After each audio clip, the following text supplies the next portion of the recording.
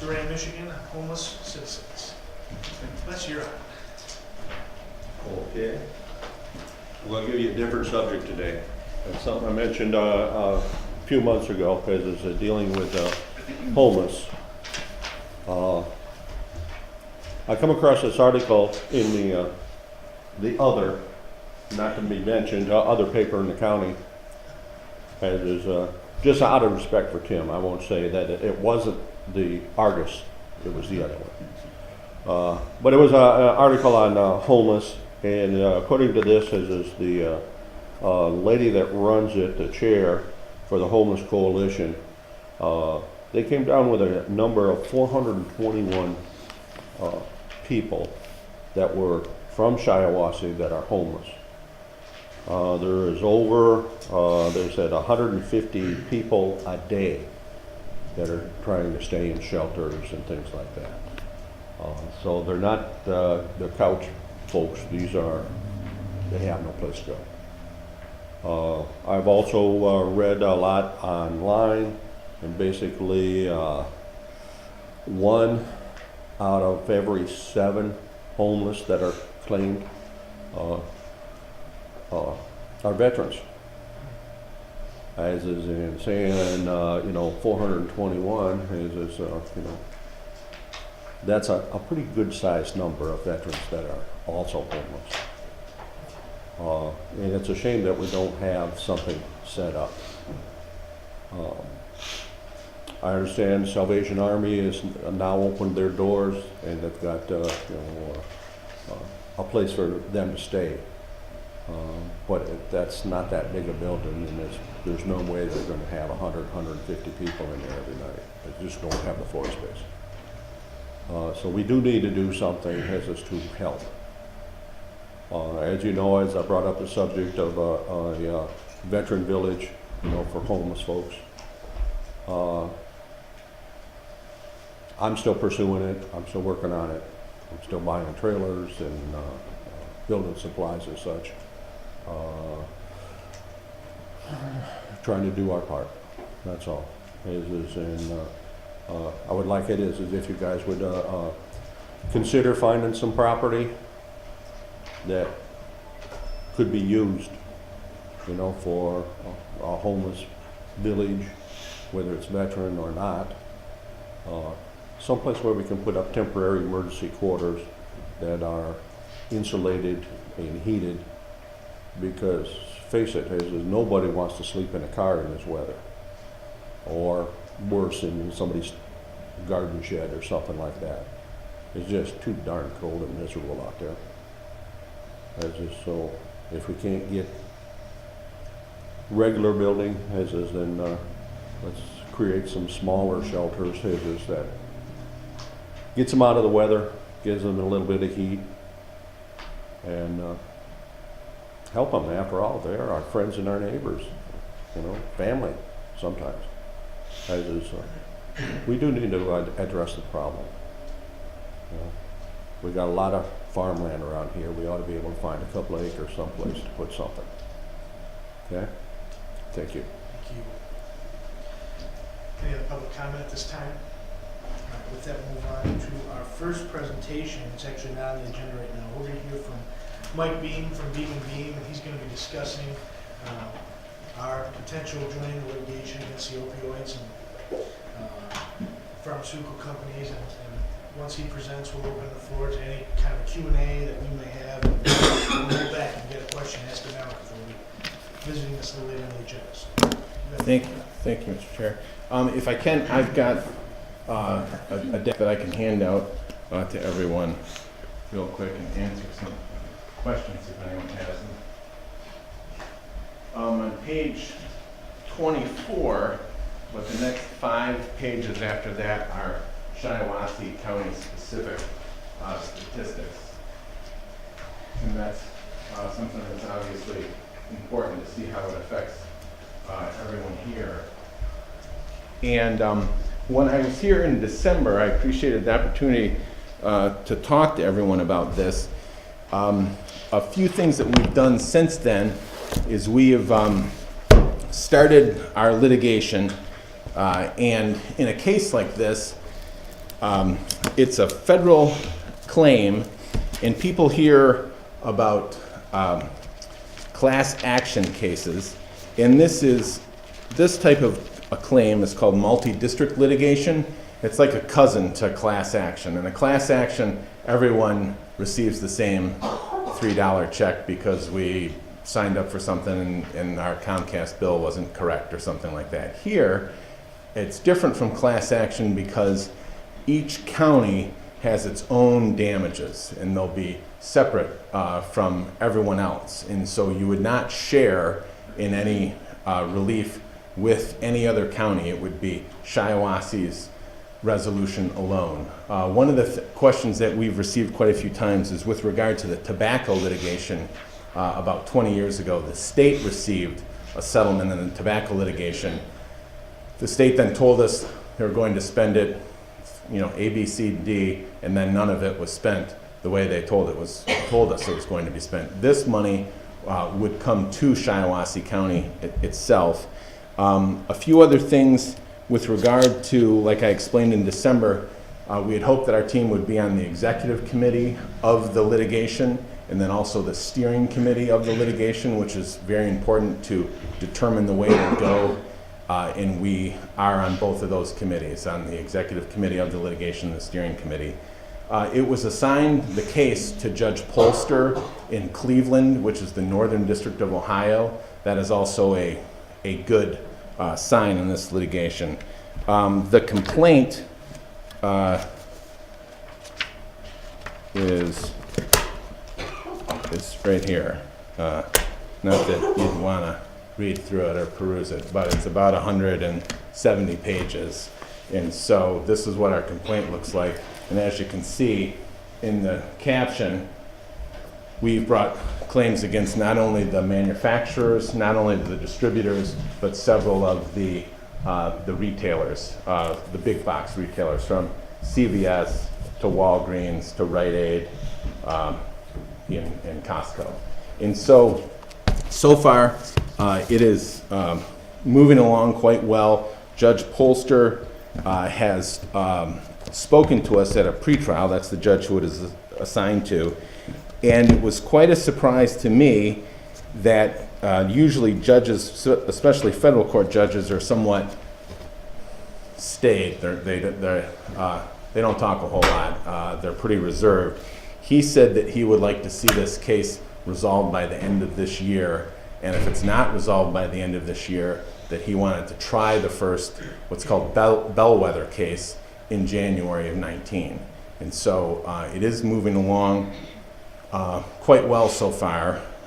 We just received what's called a gag order yesterday to not discuss with anyone any settlement discussions or if they're occurring, but it is moving along quite well. Some of the companies have approached and want to discuss resolving this. Just a few other things you see in the paper, quite a bit. MLive had an article over the weekend that now in Michigan, 5 people pass away a day due to opioid overdoses. And so this is something we see. A lot of people have a friend of a friend who's been affected by this.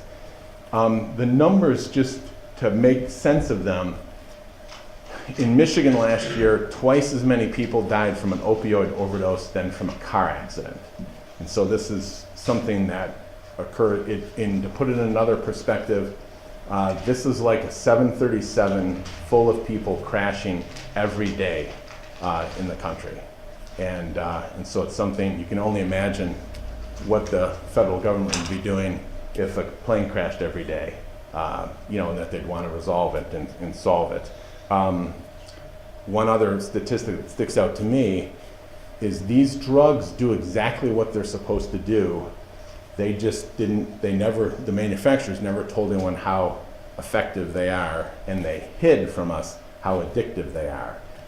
If someone has, say, a knee surgery or back surgery and they're given a 30-day prescription of drugs, which they always seem to come out even though you might need a few days. If you take OxyContin, the average person, for 8 days, 13% of those people develop a severe addiction. And so that's what's happened here, and that's why we see this occurring.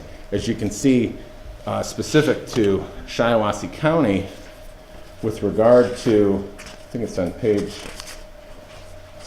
27 and page 28, were something to me that, on page 28, in 2009, there were almost 9 out of 90 opiate prescriptions written for every 100 people in Shiawassee County. Not a pill, but a prescription. That's how many of these prescriptions are written. And then 2 years ago in 2016, it had risen to really almost 1.3 prescriptions per person in Shiawassee County. And so that is similar to all the counties across Michigan. To date, we've been retained by 26 counties in Michigan, and we're doing a presentation tomorrow in Hillsdale. We presented last night in Gratiot County, and we're retained. So similar counties to here in Shiawassee, we feel as though every person in the state is important, and so we've talked to. I've discovered how many people live in every county. All the way up to the tip of the Keweenaw Peninsula, there's only 2,500 people that live there, but that doesn't mean they're less important than anyone else. And so that's really an update as to where we are, but the litigation's going well, and then what we would do with regard to, say, Gratiot County that joined last night or this morning, is we then just add them to the litigation. So it's not a problem in any way to do that. But does anyone have any questions? Yeah, Commissioner. Okay, so sometime in the last week, I don't know what news channel it was on, I don't know. Chinese manufacturers of opioids are shipping them into the United States. And the post office, the borders, custom borders, they can't catch them all. Are you adding the federal government to this lawsuit, the post office or the customs, because they can't stop the flow? Unfortunately, in the United States, we have governmental immunity, which would not allow us to do that. So do you know, once they get shipped in, what do you know? The story was real vague. They showed them opening the boxes of thousands and thousands of Right. pills, but they never really said where they're going to. If they're going to a pharmacy, if they're going Right. to. And that's one aspect of the case, is we've also asked for what's called injunctive relief. And so that is to stop, not only to get damages from these companies, but also stop the, if you want to call the chain of bringing those drugs into the company. And I think we'll be successful with that. And that's, some people say, well, if you stop this, then I was asked the question the other night. A commissioner's wife is recovering from cancer, and through her therapy, she received pain medication, and rightfully so. He had a very good question. He was concerned, would she be able to get her pain medication? And yes, there are several other different kinds of pain medication that are not in this class of opioids. And so there still will be pain medication, just not this form of opioid medication if we're successful with that aspect of the case, and I think we will be. Sir, Yeah. what is your ultimate goal? Is it to ban opioids or to just restrict? No, I think when they were originally created, and OxyContin was created in the late 90s by Purdue Pharmaceuticals. And what they were created for was what they call palliative care or end-of-life care, someone who's in unbearable pain due to, fill in the blank. And that's what this was for. They then saw that a couple things. They saw how successful it was, but Purdue, one of the defendants, saw profit. And so they went from 1996 of having $46 million in sales to 2.5 years later having $1.1 billion in sales. And so you can sort of remember, if you're in the doctor's office around 2000, you see those advertisements on the wall of try whatever for your acid reflux or, you know, those things. The OxyContin was everywhere. And so what they did, like the tobacco aspect, is they hired some people to publish what are called white papers to say, this is terrific, look at what this has done. And then and they said, this is not addictive, it's great. And so several people, you know, all the way down, from the distributors down to the primary care doctors, jumped on board and said, well, that sounds good. And they didn't know how addictive it actually was. And it's continued. Really in 2017 looks to be the first year where it started to level off and not grow in how many prescriptions were out there.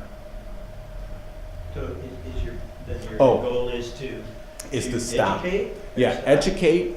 And I think a lot of the education has occurred, and you see it now. I mean, on a 60 Minutes episode to several things, but also that it is being used for something, these opioids, that they were never intended to be used for.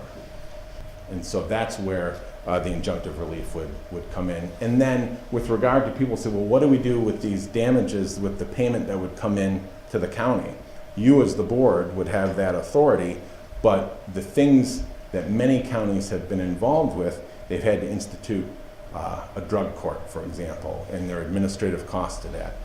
The cost of running the jail.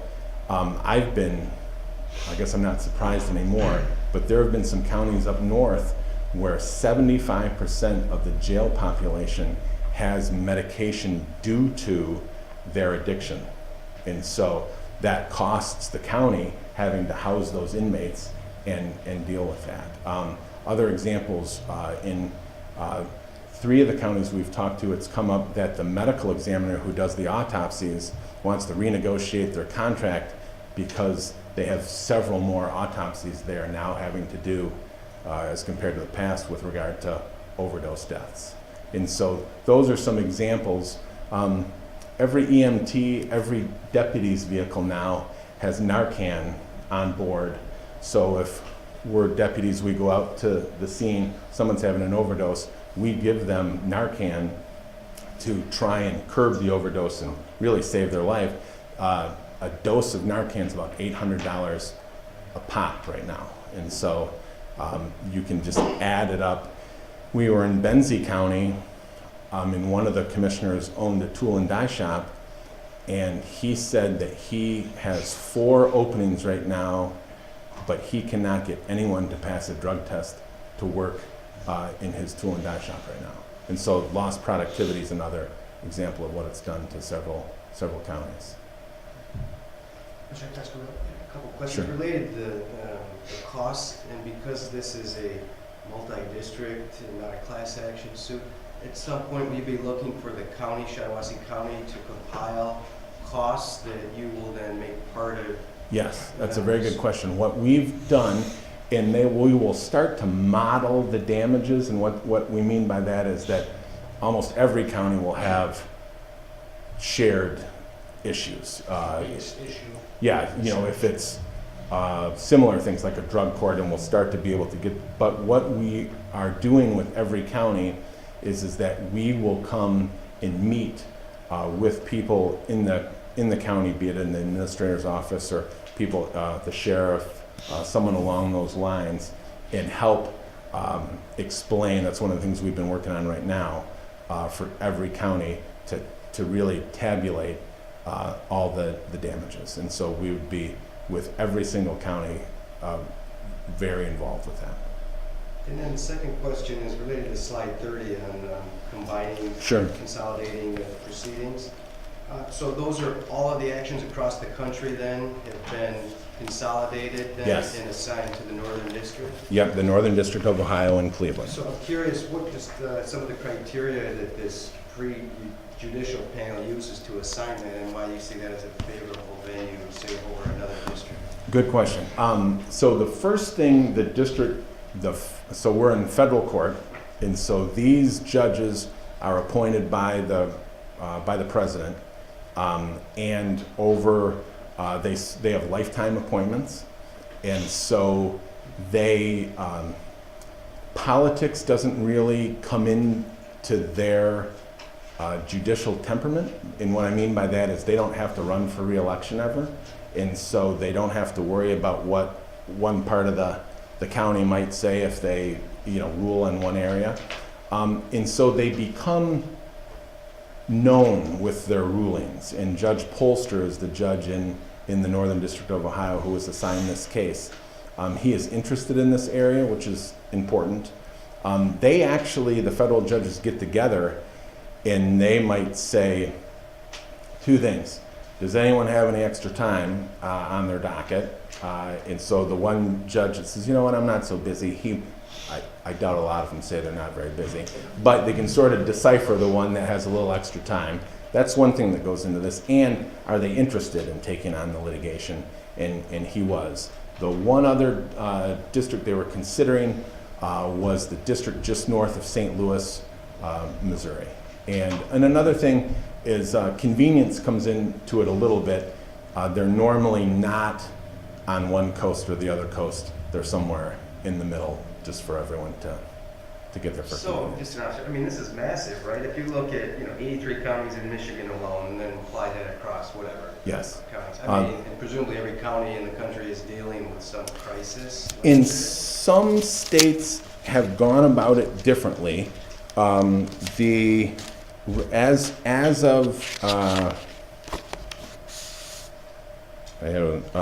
As of yesterday, there have been 300 suits filed, and so some states, their counties won't file because, like the state of Alabama is filing as a state. In Michigan, there are a couple things going on why I don't think the state will bring a claim. One is the Attorney General would bring the claim, so Attorney General Schuette would bring the claim. We are the only state in the country that has what's called FDA drug immunity. And so Michigan passed a law in the 90s, and it was actually created by Bill Schuette. And so it's interesting that he was the person that penned the litigation, or not the litigation, but the legislation, and then now it sort of prevents him from bringing this case. And this is not an FDA immunity case, or really a defective drug case, because these drugs do exactly what they are intended to do. It's that they're being misappropriated and misused. But in Michigan, if a drug, you saw it a few years ago with Vioxx, which caused a lot of people to have heart attacks. In Michigan was the only state where if you live 5 miles north of our southern border, you could not bring the claim, but if you lived 5 miles south in Indiana, you could bring the claim. And our rule here is if a drug's been approved by the FDA, then the drug manufacturer is immune from litigation. And so with that in mind, we firmly believe that the state will not bring a case. But this is, it's very similar to the tobacco litigation, where there will be several hundred cases. In that case, though, the state did file, right? Right, and there they could, yeah. So, But the money was never used for what it was supposed to be. well, that's Right. another conversation, Yeah. yeah. But, so, I mean, if we move forward here and the state finds some rationale to pursue an action, we're just precluded from participating in that? I don't think so. Because the state would have separate damages, separate from Shiawassee County's damages. I think in Alabama, they thought that would be the best way to go about it. And like the tobacco litigation, they would say, for this county, this is what you would receive, and this is what you would receive. But here, Shiawassee County would have its own separate damages that would only come to Shiawassee County. Thank you. Sure. On this side, any questions for Mike Beam? Great. Sure. We had a resolution come up yesterday, and it said if we joined it, it wasn't anything that, what the cost would be to us. And I think that should be in the parameters of the resolution. Yep. You know. There won't be Well- any costs. Yeah, well, you're just talking, that doesn't mean nothing. so you gotta have something written down, so, to me, so. We're in the state of Michigan, not only, I could talk and explain all day to you about that, but we have a rule that we're not allowed to put, it's an ethics rule, to put that in an agreement. But in my career, I've never charged anyone for costs if the case wasn't successful. And we're Sounds like a bunch of bull to me, but that's just my, I don't trust people, so. I've had a lot of experience that way, so. But their county clerk is recording this, and it's also being videoed. yeah, So it is and on record. so So, when, if this case is successful and Shiawassee County gets some money, you'll be getting a percentage, a different percentage from every county, or will you The guys same all per- be, you'll be getting a percentage of the overall settlement? no, because that's a good question, because each county is separate, but we have the same retainer agreement with every county, and it's 30% of the recovery. So it's So no matter, so what we get, you get 30%, if the next county's different, you get 30%. Correct. Okay. correct. And so that way it's the same for everyone. And then with regard to the costs, each, like in any case in Michigan, we do it a little differently. Some, if, I'll say like in a typical car accident case, and it settles, it's a broken arm, and you bring a claim, and the person has insurance, and the case settles for $30,000. If you have costs with regard to, it costs $265 in the state of Michigan to file a complaint, for example. The attorneys reimburse those costs if you're successful in the case.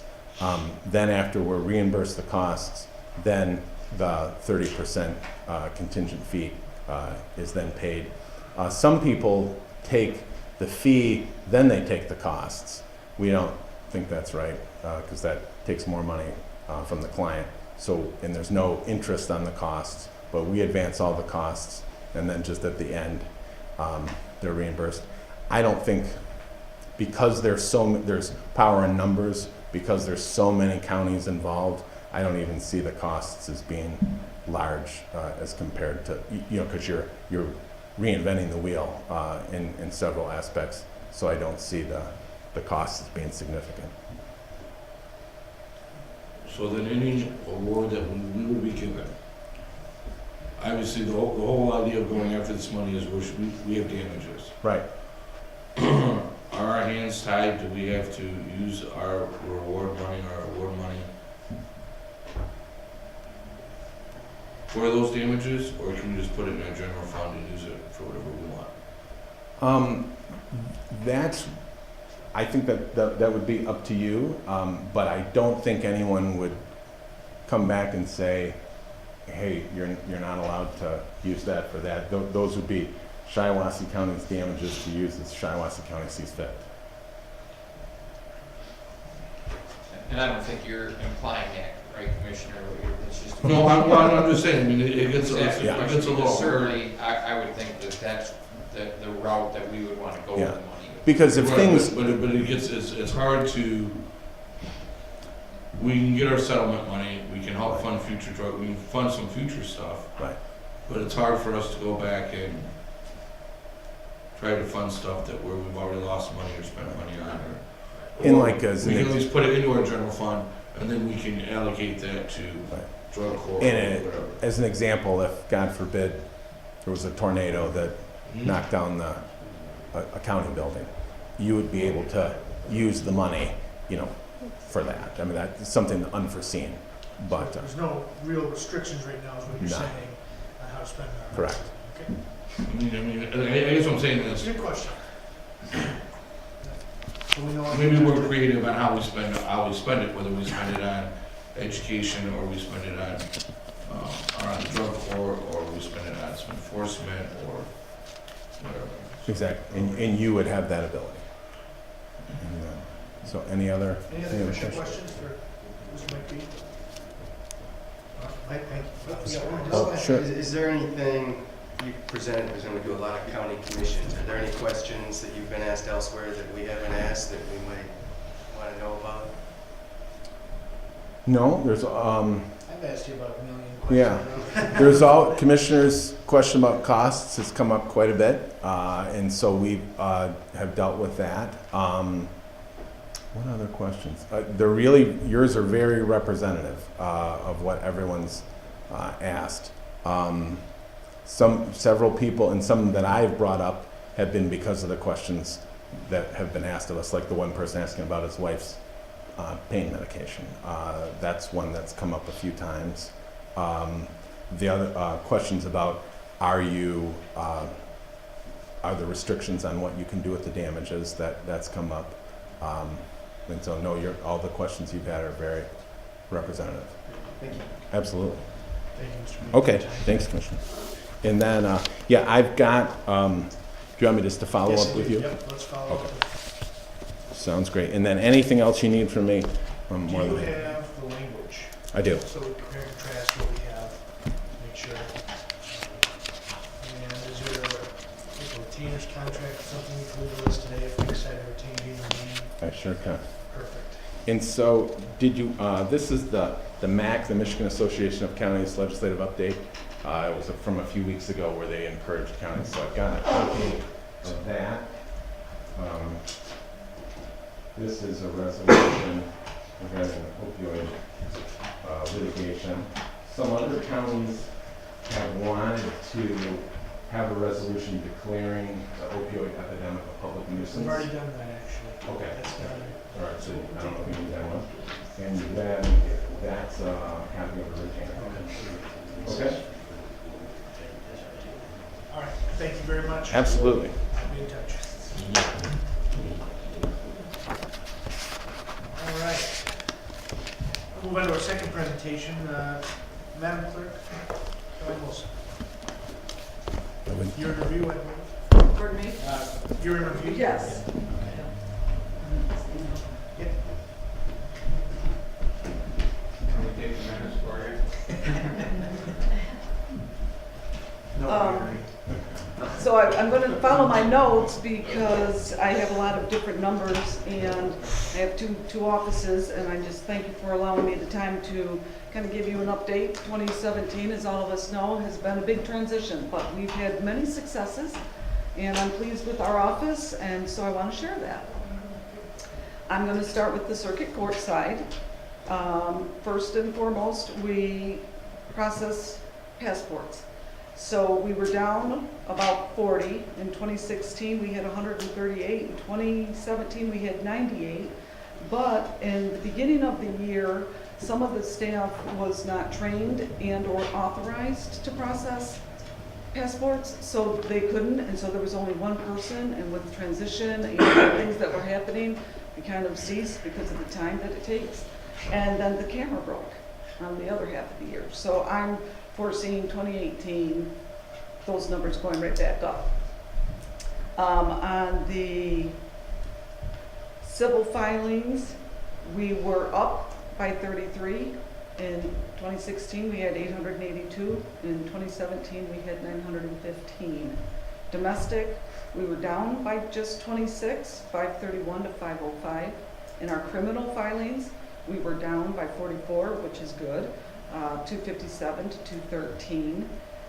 We processed PPOs, and those were up by 31, and that was 246. My numbers are comparable from 2016 to 2017 to 277. The other thing with the front of the court, changing their process and how they process their office, that created just their office alone in our office about 700 orders a month. And so this is 3 people pumping out some pretty serious work. And that's just one office when we compile an input for the rest of the other courts as well. So then we have the restitution, which is monies dispersing to victims when those accounts have been paid on. In 2016, it was at $131,106, and we are down by $64,400 because that was something that was not being worked at the first part of the year, and there was training going on in other areas of the office, and so that was a little neglected. But with the services of the state coming in and helping us, we have gotten Heather up and running on the restitution, and it's been a real focus. So now she's currently working on everything that comes in for 2018, and then is working on the old stuff as the office allows. And then our abstracts, we were really thrilled with these numbers. Abstracts are the information communicated from the courts to the state that relate to alcohol and vehicle offenses. And it's our timeliness in the clerk's office to get that paperwork transmitted to the state. We only have like 5 days.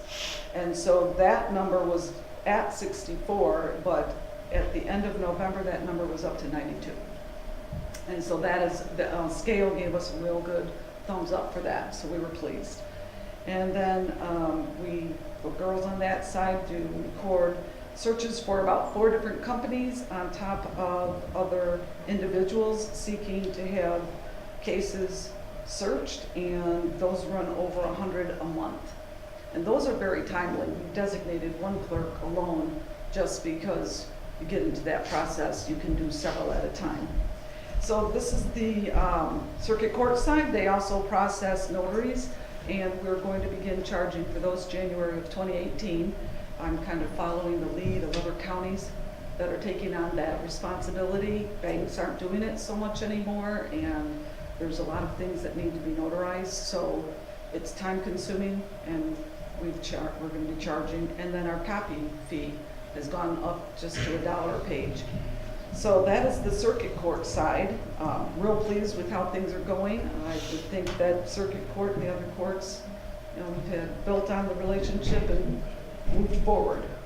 I also redesigned the directory for 2018 and 2017, 2018, and I personally went out to all the different townships mid-year and handed those out, and I built on some communications with them, so they were thrilled.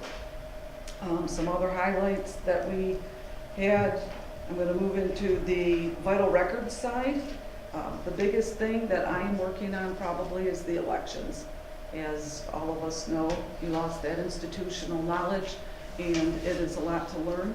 I'm enjoying it and feel privileged as an American to see this process, to really understand it. It's a lot of work.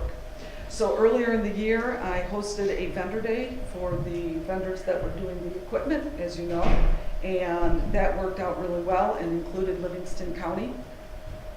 I visited 7 out of the 8 high schools, where New Lothrop was the only one we weren't able to coordinate calendars, and promoting young voters to get out there and register and be involved in the community.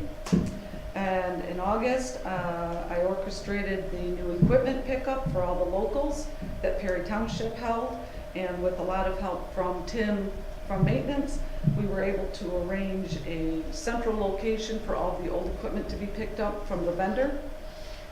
We had 3 elections, and so May was my first election. You can imagine I was a little nervous, but With myself, and Larry Johnson has put a lot of time into it, so I just want to thank everyone for everything they did and supporting us in the county moving forward. So, thank you. In that case, we'll move on to other agenda items. Any items that need to be discussed by the commissioners at this time? All right, hearing none. We'll move on to the final opportunity for the public to make a comment. You're up.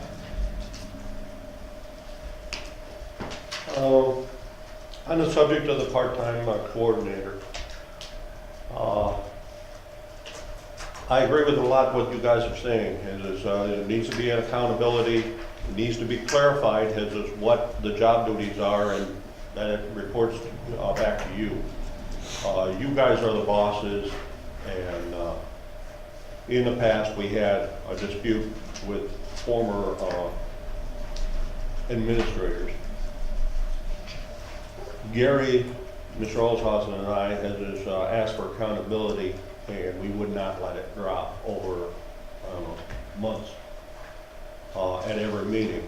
That individual, instead of answering and being accountable, decided to move on and go to another job. Since then, we've had a part-time guy, I say part-time because he wasn't there very long. And we've had nobody doing the job. I know Patty has absorbed a lot of the things that used to be another person's job, and she's done a great job.